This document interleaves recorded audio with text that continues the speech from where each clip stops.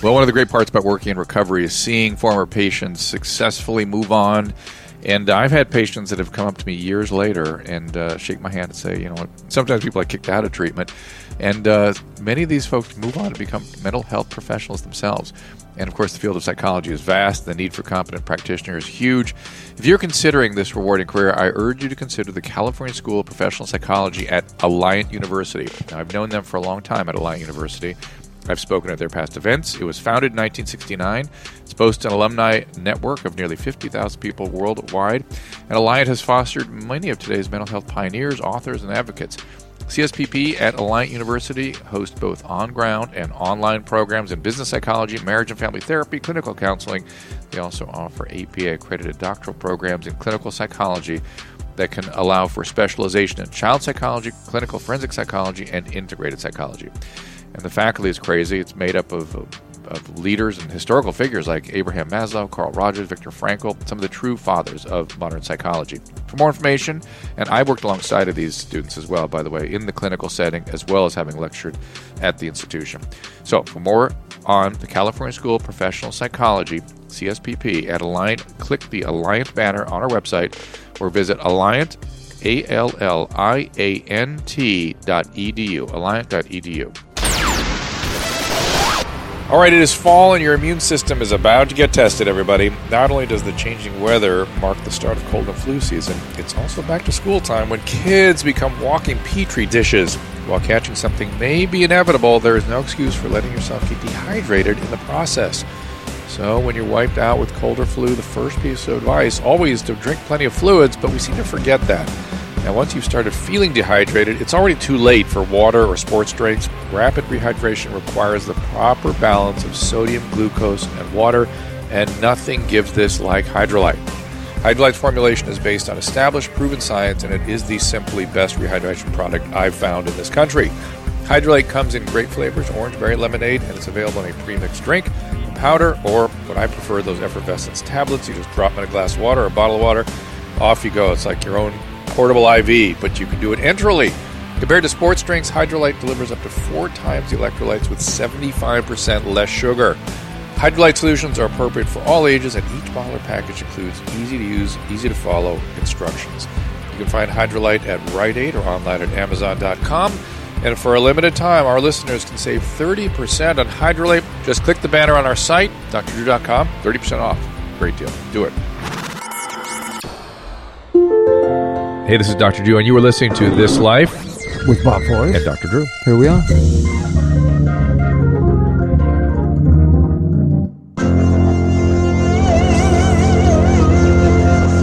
Wow, indeed. Here we are. We're going to be joined by Russell Brand in just a minute. Everyone knows who Russell Brand is. He's got a new book. It is called Recovery from Our Addictions. Russell Brand, there's the cover of his book. Let me get that on the camera. There we go.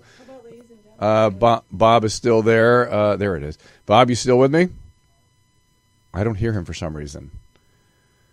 I got the. There you are. There you are, buddy. So Bob's on Zoom. Welcome to the program. It's another episode of This Life. Bob, you want to start it like we always do?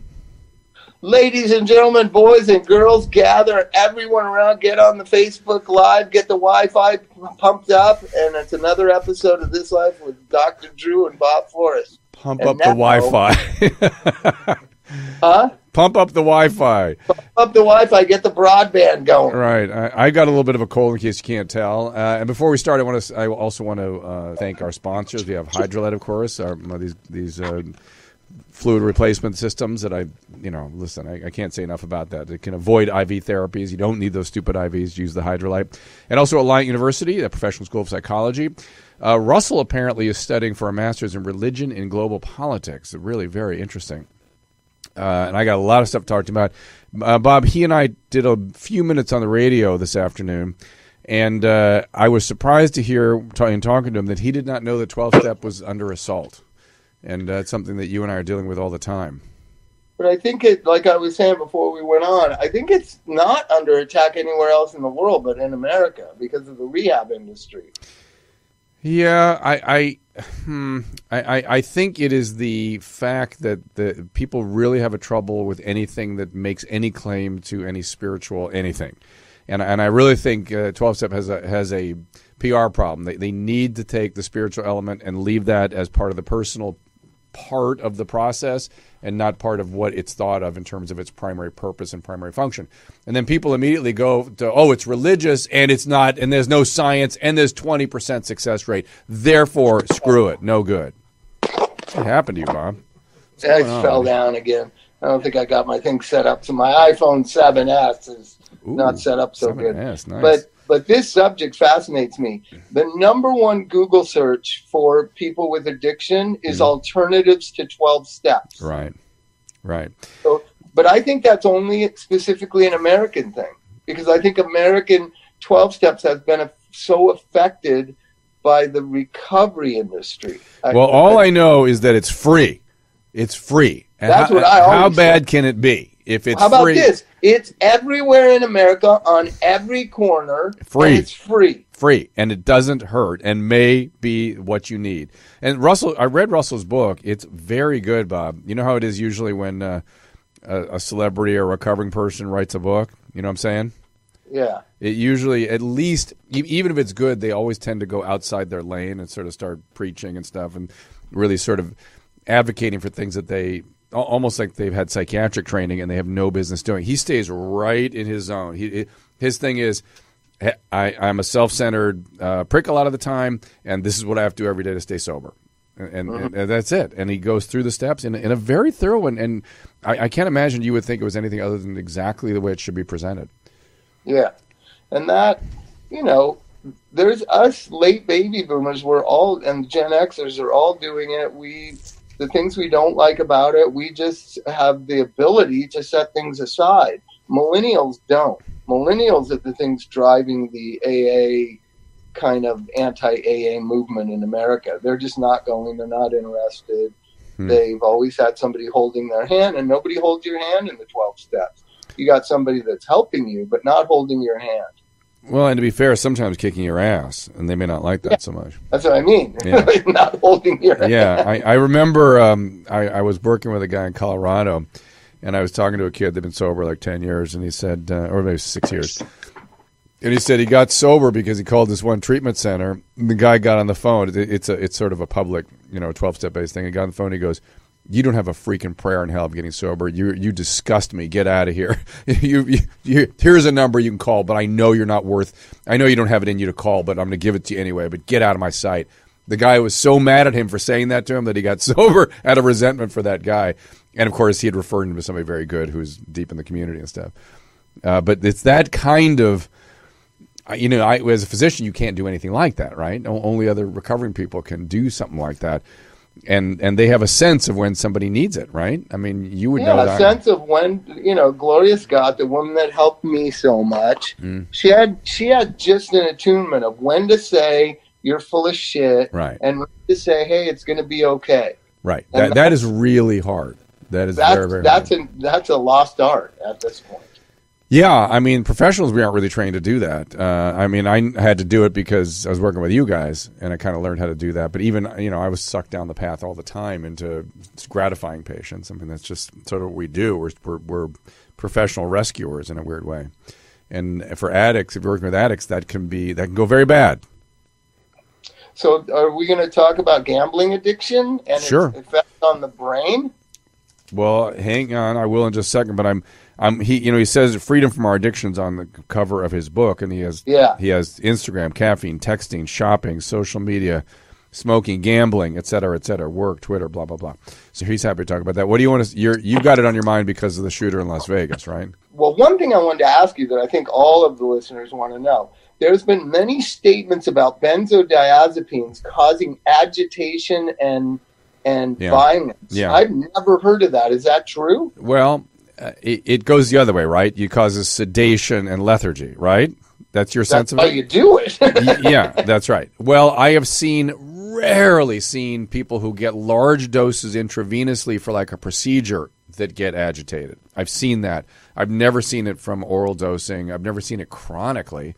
But yeah, I've never seen it. And there was lots of claims out there that he was put on benzos in June or something, and that might have triggered this. Like, I keep worrying there's a medical problem or medication that I mean, think about it this way. Yeah, it's a brain problem. Think about it this way. It seems to be a chronic compensated psychopath or sociopath, right? Yeah. Right. Dad's a psychopath. He inherits some of that genetics. He has a pretty traumatic childhood because of the dad. He sort of holds it together his whole life. Now, that guy, if you were to describe that guy on paper and say, and then one day he flipped, you would immediately, if you understood that profile, go, oh, he must have been 40, 42, 38, something like that. Because 30s and 40s is when those guys do that. They don't do it in their 60s. So what's weird about this is that something must have pushed. He remained compensated through the usual window when this happens, and something pushed him in his 60s. I bet he's been fantasizing about stuff like this since he was a teenager. That's what I bet. But he still held it together till all of a sudden something flipped him into action.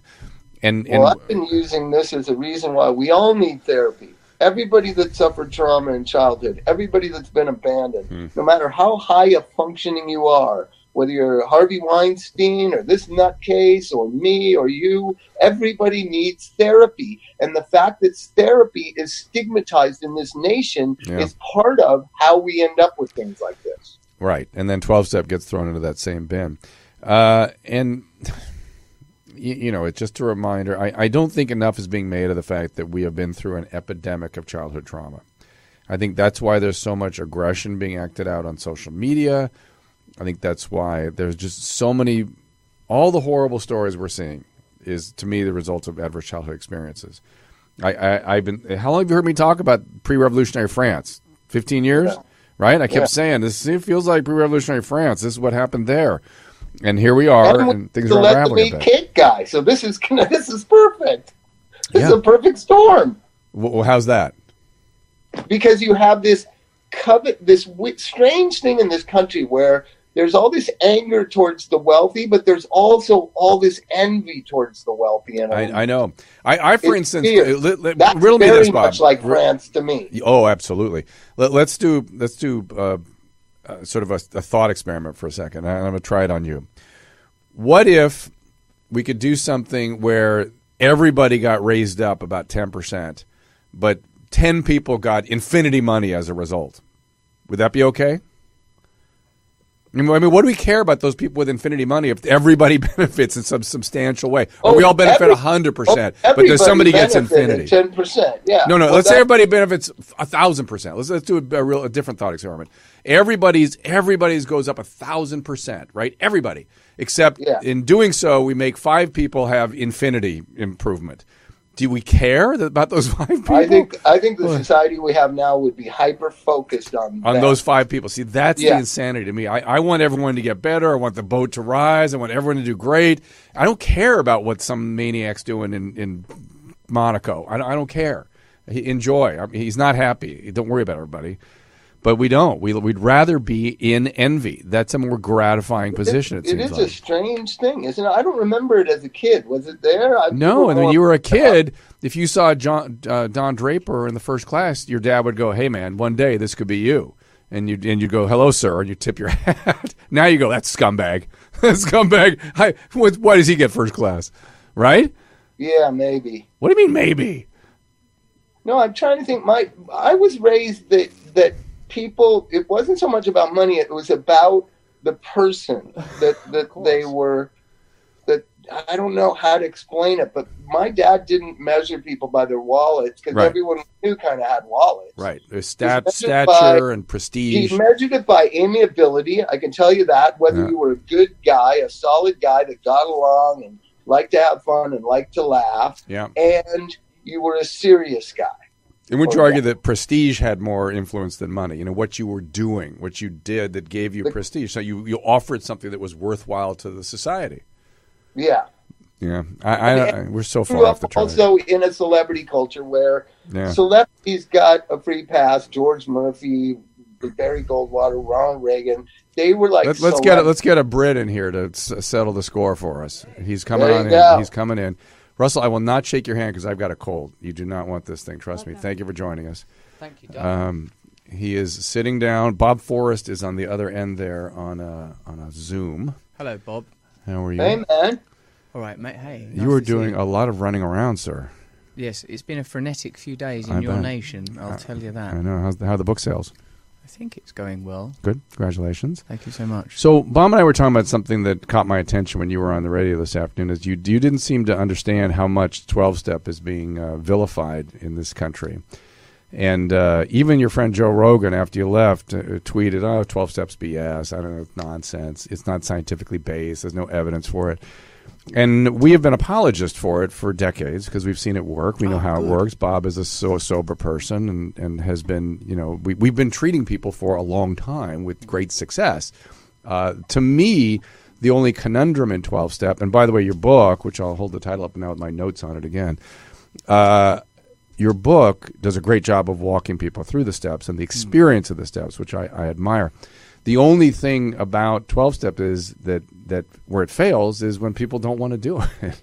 That's the only time it fails. When they do it, it works. It's very simple. Yes, I would agree with that analysis. Now, of course, people encounter the 12 steps at different times in their lives, and there are people with all sorts of different challenges. There are people with very, very severe addiction and mental health issues who it's not just a simple matter of accepting there's a problem, coming to believe it could be better, accepting help, being willing to take inventory. We're talking about people that are severely ill. And I think, with most medical conditions and mental health conditions, recidivism is an aspect. But what I feel is being addressed by the phenomena of addiction is a notion that is neglected even beyond this field. Well, Bob's going to love this. You mentioned it on the radio today. So Bob is of your similar mindset. Bob, here you go. You listen carefully. Yeah, Go ahead, Russell. That people are living materialistic, individualistic lives, and that we have lost our access to spirit, that we're living in a consumerist, capitalist culture that tells us that all of our needs can be met through consuming. And when you walked in, we were just talking about the manifestations of envy,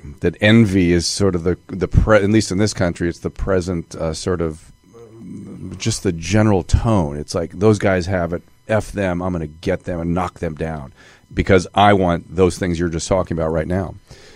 Well, I can see some legitimacy in people feeling dissatisfied because we are living in a very unequal society, very unequal times, and the social contract has been breaking down, I would suggest, for a long, long time, possibly 50 years. And I don't know enough about political history to offer up too much of an articulate narrative, but it seems that in a way colonialism continued after the independence of America, merely in corporate form and of course, huge cultural forms, at least cultural forms, and it requires a repressed and oppressed population in order to be perpetuated. So I understand why people feel frustrated. I understand why people are angry. We were saying, though, people are so messed up now, though, that even if we were to, as a thought experiment, we said, what if we could take the entire population and raise everyone's financial and well-being status 1,000%, but 5 people got infinity improvement? They still would be focusing on those 5 people and not be satisfied. I think that possibly if any attempt to remedy an inner problem to do with people's state of consciousness and mental health through solely external means would fail. Now, you're studying religion in global politics? Is that yes. Right? Explain what that is. It's to see how the division between those categories, religion and politics, are in a sense arbitrary. That religion is used as a de facto term these days to stand in for irrational, and that politics is used to mean rational, and how religion can often mean to be used to determine otherness and to rationalise the sort of the powerful's violence against them. It's a way to create an outgroup.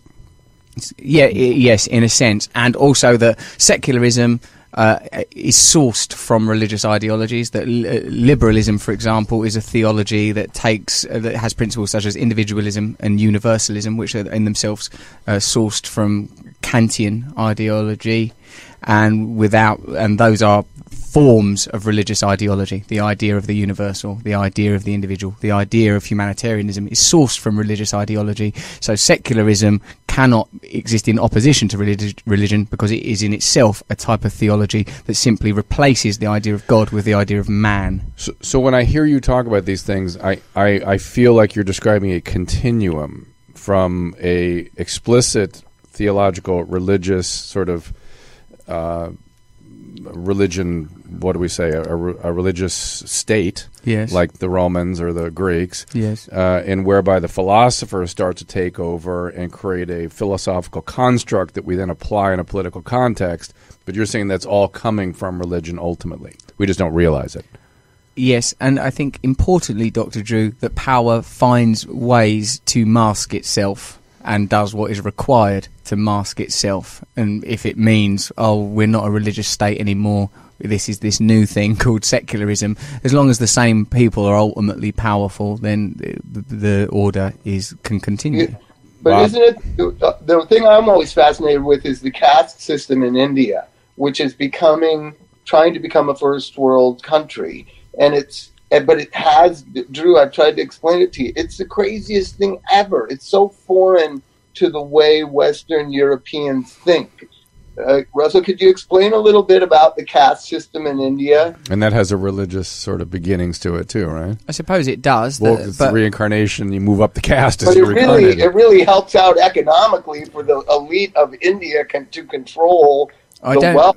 Well, Bob, I don't know enough about Hindu theology to speak lucidly, but I do know that Gandhi, when speaking about the caste system, said it was an abomination and that it was never intended to be hierarchical, just that there were different groups of people, different energy systems. But to your earlier point, Bob, I would think that there are African American people in certain urban cities that would say to white men like us that there is a caste system and they are being penalised by it in this culture. For sure, no doubt. So I think we do have a caste system. I think we have a secular, democratic caste system. We have a class system, that's for sure. Yes, right? yes. And no one's willing to have that conversation, right? Yeah. I think they do it in England. They kind of do, and when you do, they get very angry about it. Whenever I've talked to friends about class, they get very upset. Yeah, class is very important in my country. Movement between class is very complex. I suppose it's not an exact replica, but We won't even talk about it. We won't discuss it yet. It just won't discuss it. But Drew, we've done an interesting thing in the last 30 years. We've said anybody who has a job is in the middle class, even though everybody doesn't feel like they're in the middle class. You know what I mean? If you have a job, you're middle class. It's a new fantasy, disguise for things, like Russell's saying, for the people in control to say, oh yeah, you have a new car.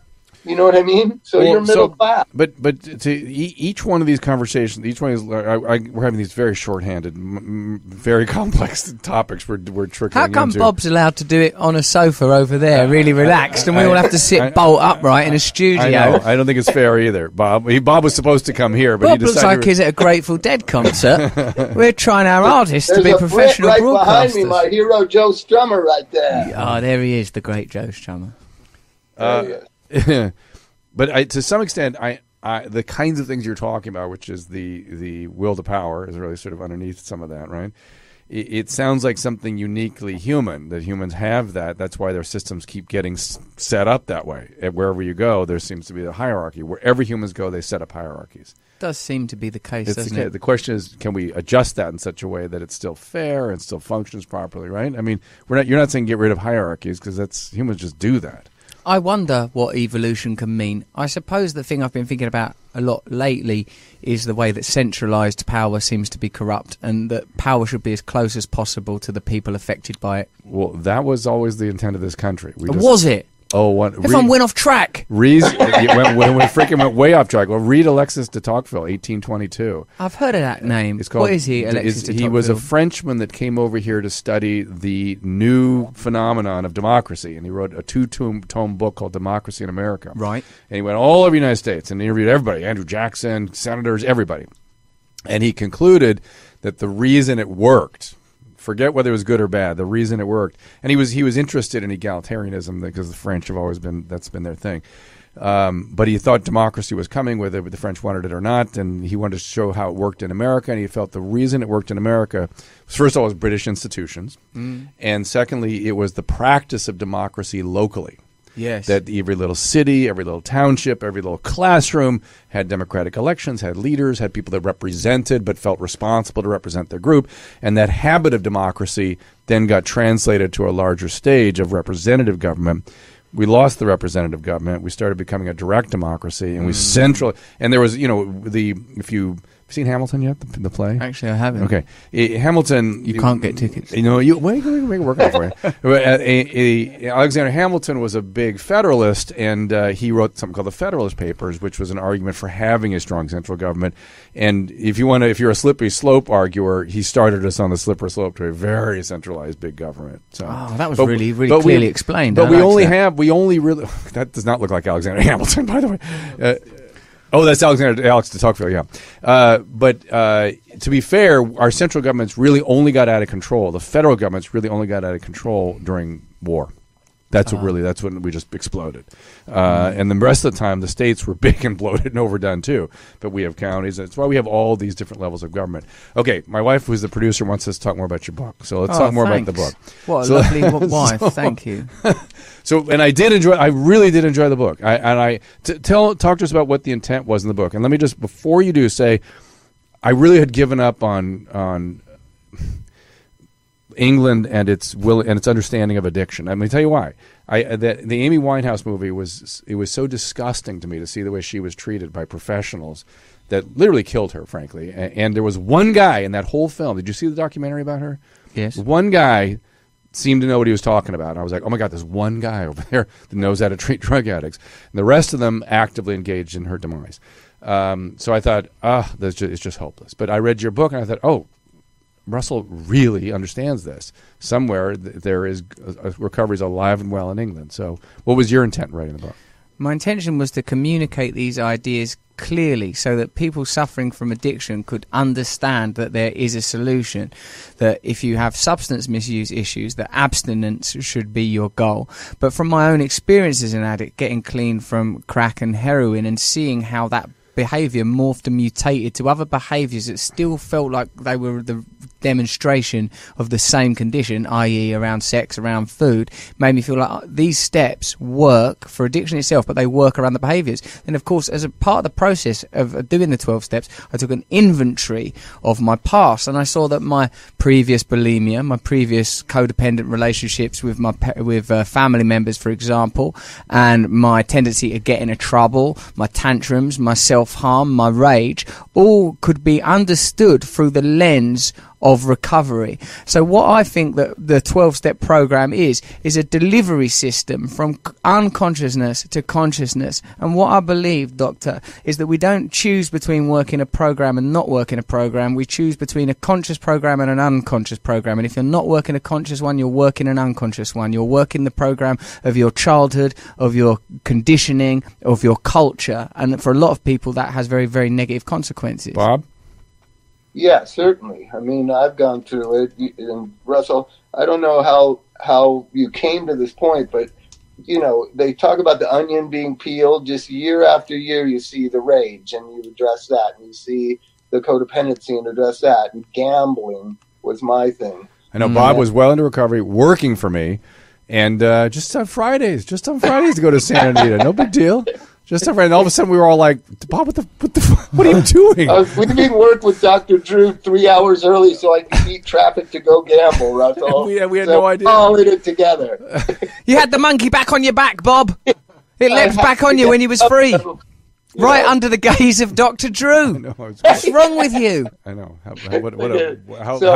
How worthless am I as a professional? That's like having corruption in the White House itself. You were unthinkable. Unthinkable. Impossible you yet. Discover more and more that it's the same thing, and it's funny that you said childhood, because I think it's our coping strategies dealing with childhood that goes haywire. They just don't. All right. Well, let me give. I'm going to give Russell my full thing, and I think we're going to talk about this afternoon. Right? Is this the intent of this evening? Is to have more of a 12-step conversation? I'm quite happy for you to moderate, particularly now that I've been on your show. I feel very happy in your hands. In fact, I might have you look at a few other medical matters if you've got time. Maybe backstage before we get out there. Oh yes, please. Some of them are very embarrassing. Feedback, Russell. Hey, I've read your book, man. There's not much left. There is. But I want to let me Bob put a little finer point on what you said, and then I want to explain to Russell my genetic theory that you've heard before. So is that the way I think about this is that insufficiencies in childhood and or childhood trauma derail the usual development and of an emotional regulatory system. It also limits the ability to connect, because connection becomes dangerous and untrustworthy and difficult. You sort of navigate it. You can't get in it. You can't stay there. And it is in the context of closeness with other people that we actually build the system of regulation. So for somebody that develops an addiction, usually the emotions before they develop the addiction are too prolonged, too intense, and too negative. And you can't regulate your way out of them the way your brain is designed to, because it's sort of not integrated yet. You stepped out of the system of contact that allows for that development because of trauma or abandonment or neglect or an addicted parent or whether you said codependency, that's focusing on the other person, make sure they're okay, your mom or whoever, as opposed to her just being present, giving you what you need so you can build that system. So now you're a young adult or an adolescent and you're looking for a solution to that. Well, guess what works? Drugs and alcohol. All right. Then you trigger a second problem. Now you trigger this thing we call addiction. Where did that come from? Well, Bob, you've heard me say this before. You want to frame this business about how I think addicts are more evolved? Well, yeah, that's what I was going to say when he first discussed it. So abstinence can lead to thriving and being a human being that can help your community, that can be of service to the world and your children. But all the other models can't do that. They can't do that, right? So I just say abstinence is the best. Nowadays, there's so many people addicted to drugs in America.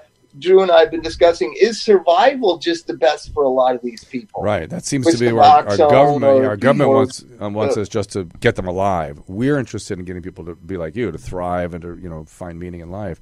And the world, the medical community particularly, is interested. That's too dangerous. Yes. They might die.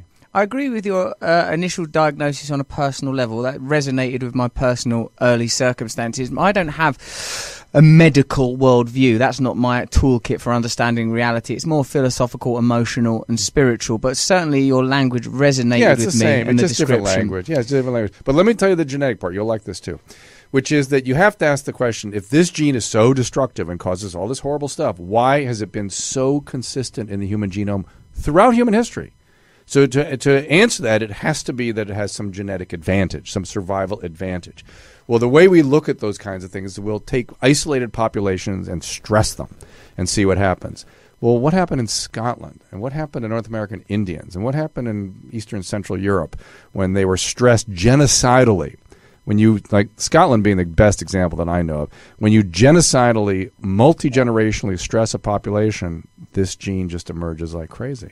Not that they're using drugs or alcohol when the gene emerges. It's just this gene makes people better survivors in extreme adversity. And if you look at addicts, they make great race car drivers and shortstops and extreme athletes, thrill seekers. You talked about the adrenaline stuff in your book. Gestured at me. Yeah, well, you talk about it in the book. And I'm saying that is not an advantage when we're sitting in a room with curtains and a microphone. But if a bunch of Huns came over the hill, I would turn and run and get a spear in the back. You would keep your wits about you because you're sort of turned on by the extreme situation. I am turned on by these Huns. Hello, guys. Good you barbarians at the gates. Come to sack our treasures, have you? We're going to have to figure out, knowing that you're going to run and get stabbed in the back, how to save you too, Drew. Well, yeah, no, that's your codependency. That's because you grew up with an addict parent. That's different. That's a different problem. That's a different problem. I like the idea. I think that that's there's something to that, right? It makes great sense. Certainly, it's consistent. Genocidal stress on a population, multiple generations. I like that very much. Of course, though, from my philosophical perspective, the yearning that initially expresses in chemical dependency or codependency or eating disorders can be ameliorated and to a degree resolved, or at least abetted, by the introduction of a spiritual program. Okay. No. So for me, this is talking about consciousness and connection, and how do we survive in a culture that doesn't give us spiritual solutions because it's predicated overly on material circumstances, consumerism and materialism. So I like the analysis, but I'm a solution-based person. Let's go into this because neither Bob nor I would disagree with you. Good. Especially with these Huns at the gates. No, but my point would be that's why a primary purpose is to stay sober and to help another alcoholic to achieve sobriety. Because who fucking else on earth could do that job but us? Oh yeah, because you get it. No one else gets it. But that's one spiritual program. But let's talk about spirituality, because I think that's where this country gets bogged down. We want to have our own notion of it. We want to each have our own sense of it. Now, is that okay? I think it is. I think why not have your own notion of spirituality? Right. I mean, how could it possibly be otherwise if all of us had been schooled in the same Mormon village and had downloaded the same spiritual data? What I imagined in my consciousness as the omnipotent force behind material reality would perhaps be different from your imagined concept, even if we had the same scriptural, textual experience. So, but history would say that's not a bad way to go. Right, you're saying modern history individual conceptions of a higher power. No, you're saying modern history has been when we really fell out of bed. And throughout much of human history, we were sort of fed our spirituality. You sort of framed it, at least. And it seemed to be better. It, Drew.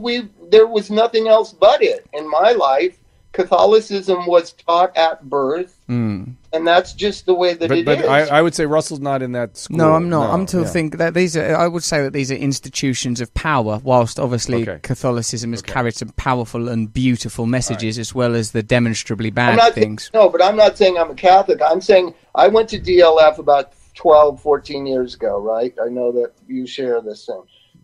And it's a magical place to go and a magical daily solution to things. But in my core, that Catholicism, that monotheism, I don't know how it gets out of you.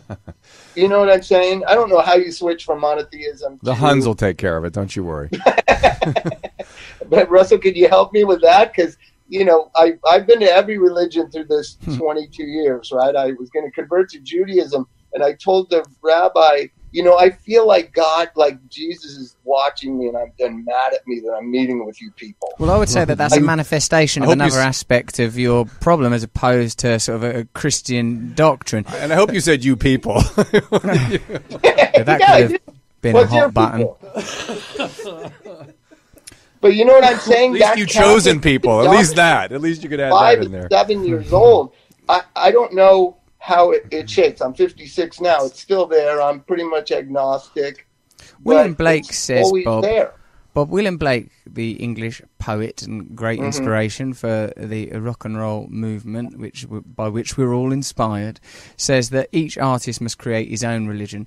In a sense, meaning we will have to find our own path to the sort of divine within us. And by the divine, I mean the essential truth. And by essential truth, I mean an aspect of my consciousness which is not cognizant static. There is my thinking mind. I am Russell. I did this. I'm on Dr. Drew's radio show.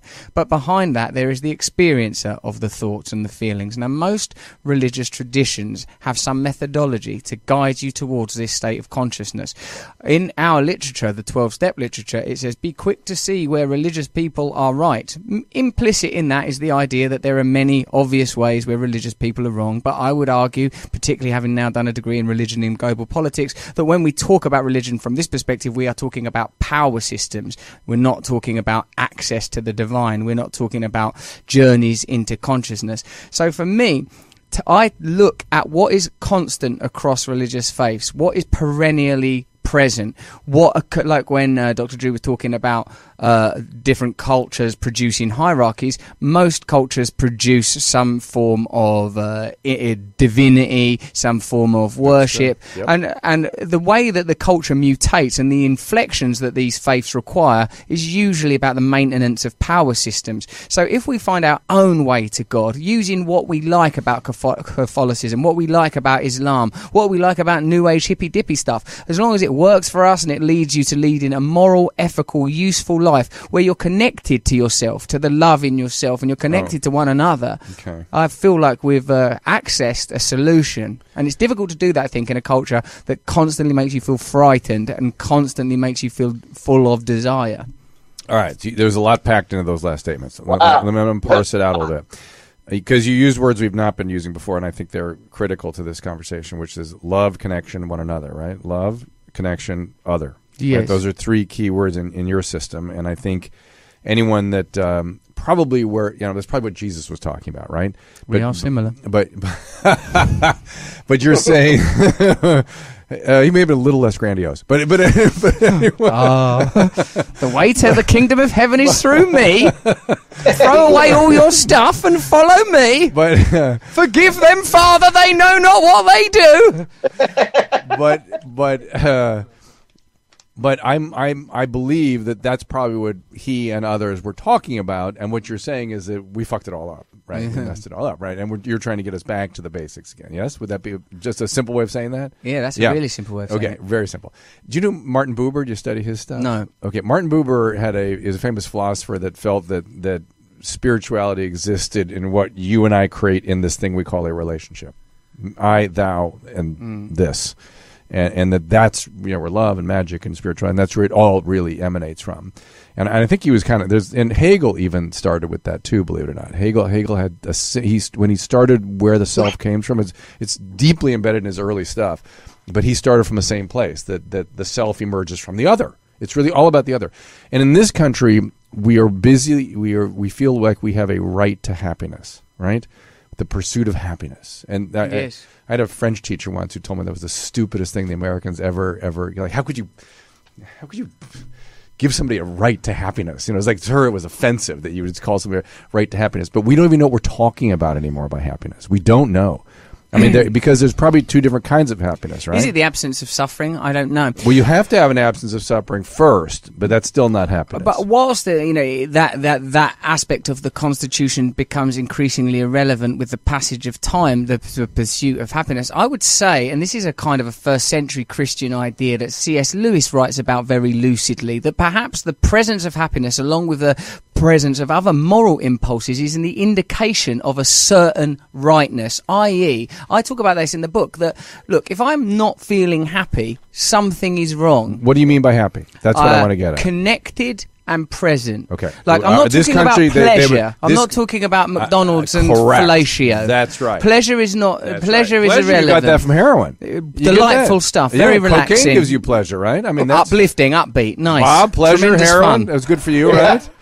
Bob, he's still here, isn't he? Experience it now from OxyContin. And buprenorphine too, unfortunately. But yes. If we go back to that screen and Bob's like trying to dodge traffic by leaving early, I'm going to panic. Bob, I would like to see Bob. Where are you? Where are you? We want to know. Yeah, there he is. I'm becoming very attached to Bob. He's under me there. He's under me. There he is. Oh, thank God. There he is. He's still. I think happiness, I just replaced it with wholeness. That's There's nice. a point in a day or in a couple of days period of time where I feel right-sized and whole. He just said rightness. That's what Russell said. I think he's right. And in this country, when you say happiness, they think pleasure. They think euphoria, not pleasure. The euphoria. You can sell people pleasure. You can't sell people happiness. I think that the problem is the economic systems that govern our way of life. Yeah. We're seen as individuals. We're seen as consumers. When Debord talks about in the spectacle, when you're at work, you're a worker. When you're at home, you're a consumer, looking at a screen, being marketed at. And I think we're continually manipulated to states which require action, e.g. fear requires action, desire requires action, wholeness, as Bob said there, a sense of rectitude and connection means I am complete. I also agree, Dr. Drew, with what you said there about relationships. Someone said to me recently, we don't exist in isolation, we exist in dialectic. Who are we without one another in an aluminium capsule in space? I think consciousness comes from others. I'm of that theory.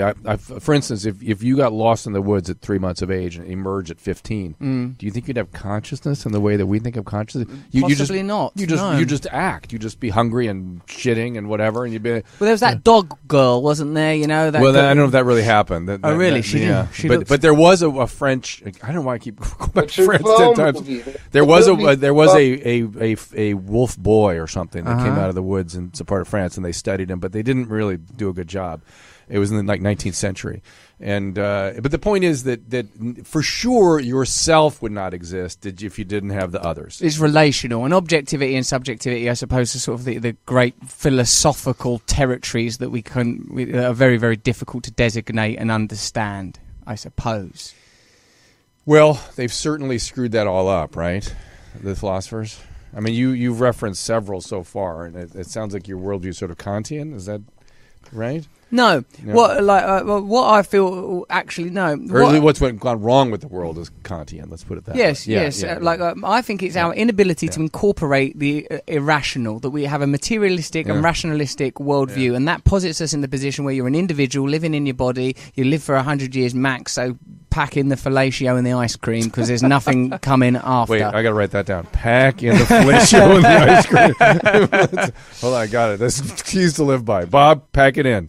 I feel like I'm influenced, like the stuff that I was reading a lot of when I wrote that book. Joseph Campbell, your great American academic, he's great. And Carl Jung. And I'm interested in perennialism and archetypes, things that occur consistently through different religious faiths. And I'm interested in the oppression of the female in our culture, both in terms of women, but also the feminine within the male, that we are unable to connect fluidly to nature. I'm interested in the extraction of emotion from political discourse, the way that people can't talk about love and connection, that we only talk about checks, measures and balances, while forgetting that the economy itself is a kind of fiction. There is no free market. There is no God that we have to serve or pump funds into to keep alive when it fails in 2008. That our emotions and our connections to one another are what's real in our own lives. And if we have systems that govern us and ignore those facts, then we have systems that are abstract to our experience of being human.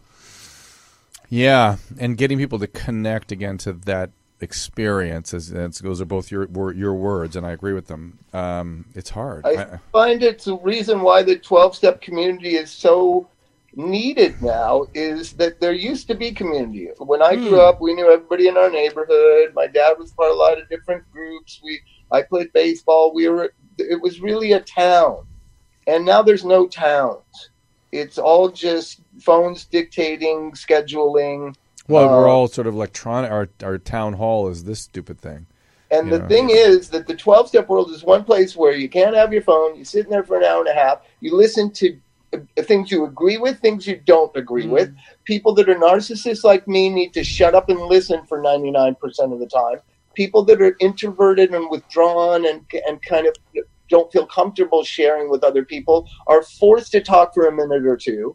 It is the ultimate democracy, and I feel like it's being perverted. But and by that's what? Another conversation for another time. What is that? Why? I don't know. Usually, I know where you're going. I don't know where you're going. The rehab industry has distorted the 12-step community in Southern California. I don't know. I was in England a few years ago. I went to some 12-step meetings. Didn't seem like that was affected by the recovery revolution industry. Seemed same old brick church, bunch of old guys, same as when I was there 20, 30 years ago. But here in America, it's become psychobabbly, what Russell suggested, hippy dippy new age, make up your own religion type stuff. And I think the greatest thing about it is it's free and it's everywhere. Well, let's go back to solution because we're running a little short on time. Because you got to do Bill Maher, I think, right? Is that yes, I'm going to Bill Maher after here. That's going to be interesting, is it? He's very smart. You know Bill? I've never met Bill Maher. Oh no, before. he's great. He's great. He's a great man. Very smart. Oh, very smart. But I'm not sure. He's stuck in his ways. Let's put it. I'm not sure he's open to new ideas. But he's very smart. He listens very carefully. So brilliant. Selling happiness. I really think that's where the rubber's hitting the road here. That you see the reason we have a distorted view of happiness because that's something that can be sold. So if commercialism is the issue, what's the solution? I suppose to unpick the commodification of everything. Like what? How? We perfected that. Perhaps to build communities on a different basis, and I believe that possibly that's through the development of different smaller institutions. But that's sort of on a more social level. On a personal level, I feel what I have to do is that one of the consequences of living in a capitalist consumer society, which has definitely delivered many, many brilliant things, is that I grew up and, if I'm not careful, continue to commodify my relationships, to look at people as in terms of what their value is to me. If that person can help me. Well, that's anti-Kantian. So yeah, it's not a cool way to treat people. No. I don't know what Kant would have thought, but I mean, there's a word that sounds like it that Yeah. describes the situation very accurately. I think he would have used. He might not have used that word, but you and I know what you're talking about. So We just changed one of the vowels. that's all. It's a simple vowel, and you're in a lot of trouble in my country, at least. Oh, here they don't like that word at all. I'm very careful with language these days. It's not like Australia where they toss it around all over the place. Oh no, it's a term of endearment That's to the right. Australians. It's true. It's They true. say it when they kiss you. Jim Jeffries calls me that all the time. I think he likes me. No, yeah, Jim, that would be a sign of great respect from Jim Jeffries. He must look at you as a kind of father figure. Yeah, well, a friend. So my feeling is that it's odd actually, because a lot of what I'm saying is about decrying individualism, but in a sense the genie's out of the bottle with individualism. We regard ourselves, as Bob was saying there, as individuals now, not as towns, not as communities, not as collectives, but as individuals. Even our idea of our national identity has become quite perverted and strange, at least in my country, and I sense that's possibly happening here also. But in the level of the individual is one realm where we have some authority over change, and that's again why I think the steps are important beyond recovery from obvious forms of addiction. Firstly, for me, is a decision to live life differently, but that ultimately leads to being of service, observing that space between us that you mentioned. Was it Boober? But what I would say is, I believe he's Yogi Bear's little friend. Very bright guy, smarter than the average bear, certainly, and he came up with a theory. Boo Boo, not to be confused with Baba Booey, but there's a Aristotle had a term called eudaimonia, right? Oh, yeah. Remember reading about that? No, I don't know what that means. Okay, eudaimonia was translated forever in this country as happiness, but it's been recently reconsidered as flourishing. Oh, Probably that's beautiful. because happiness is different. So that we're beginning to think, finally, at least some people are going to think that there's hedonic happiness, pleasure, and eudaimonic happiness, which at its core is about service. Oh, that's beautiful. Yeah. Oh, I really like that very much, because that's certainly my personal experience. Not that I don't return like a migrating, greedy little bird. So your hedonic happiness. My little nest of hedonism. No, that's where my mind likes to reside, and I'm sure there is a neurological basis for that. Well, I mean, patterns, traps. Some of it is that's we've talked about your early childhood development and your habits, and that's part of that. I think genetically, alcoholic addicts are particularly into hedonia. They are very rewarded by it. Let's put it that way. But what was that second one, the Aristotelian thing? We'll talk about it tonight. I'll bring it up tonight on the stage. I want to learn that word. Eudaimonia. E-U-D. Yeah, he had a whole theory of you. I'll explain it to you. He felt there's EUDAIMONIA. He felt that but you like this too. He felt that this is in the ethics, the Nicomachean ethics. He felt that to achieve eudaimonic happiness, you needed techne, a certain amount of skill. You needed phronesis, a certain amount of wisdom, and he had a couple of things I can't remember. But it's good that you know that much Greek. But the point is, you needed to have a certain amount of. You need to put some training into being able to have something really that you could give. Yes, like you went and got a religion degree, and now you're giving it back. That's good. That feels different than it did probably before you got your degree, right? I'm still in the middle of the degree. Well, you know what you're talking about. I owe them a lot of homework. Where tell us about that. Where is it? What's it like? It's a university called SOAS, and it's a bit like a sort of a bad sort of mid-80s John Hughes movie where a 40-year-old celebrity goes to college and has to basically keep his eyes down in the corridor to stop himself looking at the undergrads, because he's now married and got a baby. It's like going back to school. When I was at school, I was fat and I was insecure and felt all worthless. You got to practice the steps when you're walking down the hall. Very, very deliberately. I watch where I stand, man. But when I was a kid, and it's almost like some odd dream where it's like, oh, one day you will go back to school and everyone will be looking at you, and the guys will want to be your friends and the women will be looking at you. Oh, by the way, you'll be married and you'll have a baby. Oh, thank you. Torture.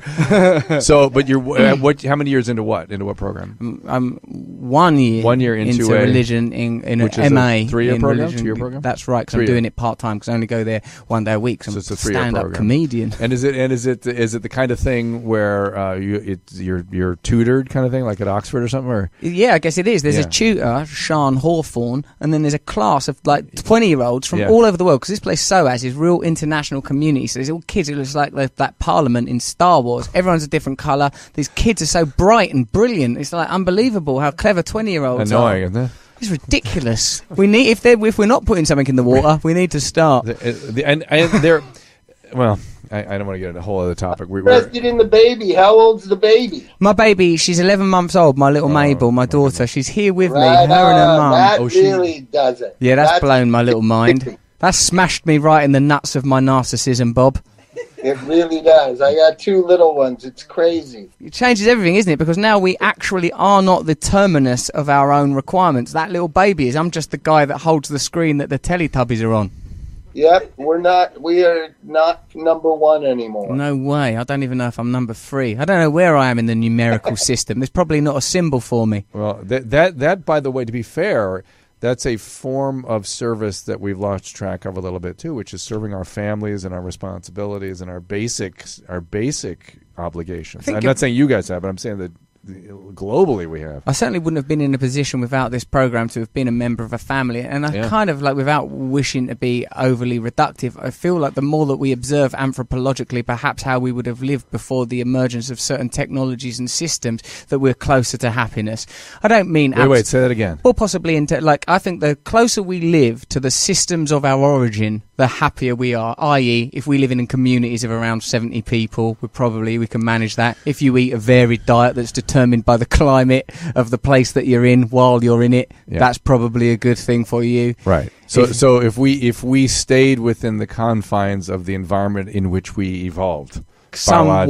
I'm not saying, without medicine or technology. Right. Philosophy's still good, medicine's still good. But it's in a way, it's just the system that has delivered those things. Yeah, the Teletubbies, I don't want to go back on that. We need them, especially on car journeys, which I also need. The truth of it. I'm telling you. No, Russell, he had 3 kids at the same time. Did you have triplets. televisions in the car, Drew? Jesus Christ. We eventually did, but we did not have iPads and phones and things like that. We eventually, by the time they were like, at 8 or something, we had little screens that we could play Gone with the Wind on.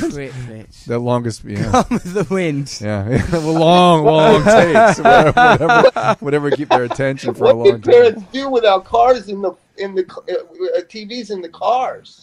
I mean, it's hell, isn't it, to even imagine such a time. They got down on their all fours and they looked their babies in the eyes and they spent time with them, Bob. I know that's unthinkable, but that's what they did. You're supposed to face them away from you in this fucking modern politically correct nonsense. What?